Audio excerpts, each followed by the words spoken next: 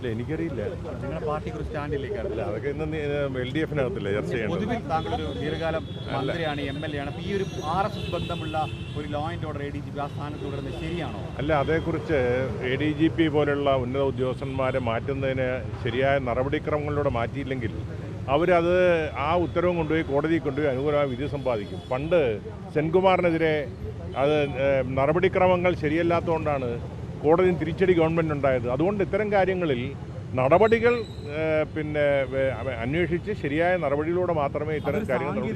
സാങ്കേതികമല്ല, നിയമമാണ്, സാങ്കേതികമല്ല. കാരണം അല്ലെങ്കിൽ ഇത്തരം കാര്യങ്ങളിൽ നിയമപരമായിട്ടുള്ള നടപടികൾ പൂർത്തിയാക്കാതെ എടുത്തിയാടി ചെയ്താൽ തിരിച്ചടി ഗവൺമെൻറ്റാണ് ഉണ്ടാകുന്നത്. പണ്ടും ഉണ്ടായിട്ടുണ്ട്. അപ്പോൾ അതുകൊണ്ട് അത് ആവർത്തിക്കാതിരിക്കുന്നതാണ് നല്ലത്. കമ്മിറ്റിക്കകത്തല്ലേ പറയുക. അല്ല, എന്നാലും അതൊരു പറയേണ്ട സ്ഥലത്താ പറയുക. പറയും എന്തായാലും. എന്താ പറയാ, ഗൗരവ വിഷയമല്ലേ അത്?